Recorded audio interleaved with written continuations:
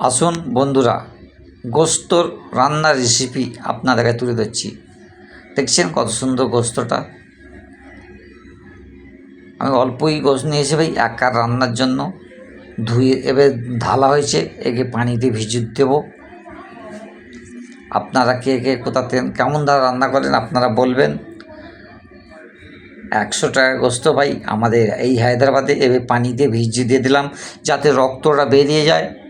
রক্ত বেরোবার ততক্ষণ আমি পানিতে ভিজিয়ে দিয়ে দিলাম। আপনারা দেখতে থাকুন। রক্ত খাওয়া যায় না জানেন তো।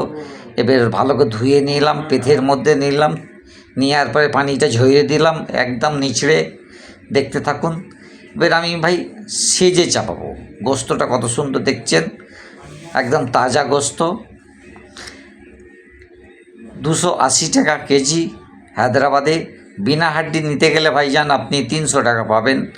একদম 100 রুপিস, 100 টাকার আমি নিয়ে এসেছি ভাই। আমি একা খাই বলে, আমরা কাজের উদ্দেশ্যে থাকি, একা খাই, একা রান্না করতে হয় ভাই। কিছু রেসিপি আপনাদের কাছে তুলে ধরলাম। আমি সেজে চাপাই। পেঁয়াজ ধুয়ে রেডি করে রেখেছি। এবার পেঁয়াজটা কুচি করে ওতে দিচ্ছি, দেখছেন। দেখতে থাকুন তাহলে। যদি আপনাদের ভালো লাগে বন্ধুদের শেয়ার করবেন ভাই। আমরা লেবার, প্রবাসীর জীবনে রান্না বাড়া সব নিজেকেই করে খেতে হয় ভাই। যেনার ভাইয়েরা প্রবাসে আছে তেনারাই জানেন কিভাবে। আমি হোটেলে খাওয়া পছন্দ করি না। পেঁয়াজটা কুচি হচ্ছে, ততক্ষণ দেখতে থাকুন।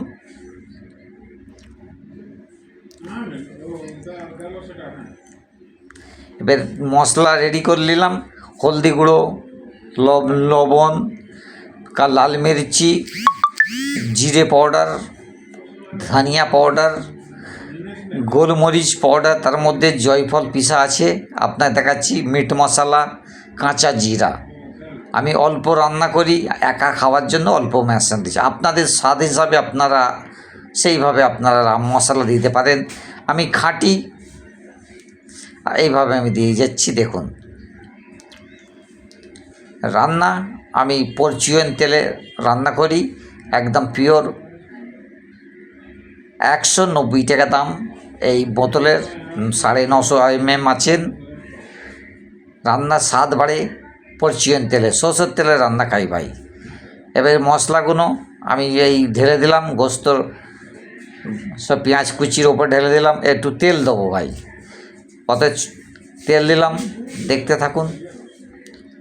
আপনাদের নিয়ম হিসাবে তেল দেবেন। আমার নিয়ম হিসাবে তেলটা কমই দিলাম একটু।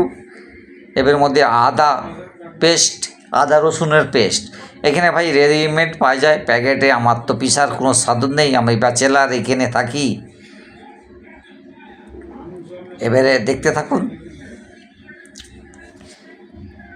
কাঠের হাতা নেওয়ার উদ্দেশ্য হচ্ছে এই কুকারের সাইডের বর্ডারগুলো খেয়ে যায়। স্টিলের চামচ নিলে কি এই যে কাঠের বর্ডারগুলো খেয়ে যায়, ঘষে যায়, তার জন্য আমি কাঠের হাতা নিয়েছি। আপনার যদি ভালো লেগে থাকে বন্ধুদের শেয়ার করবেন। আপনারা কী ধরনের রান্না করেন আমায় বলবেন।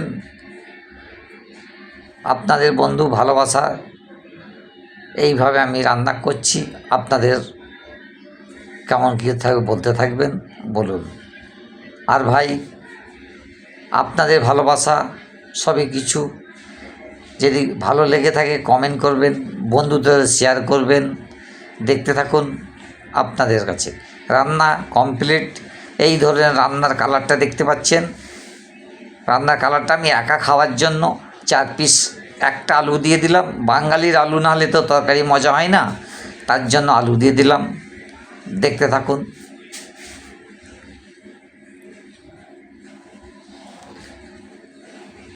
মোটিভেশন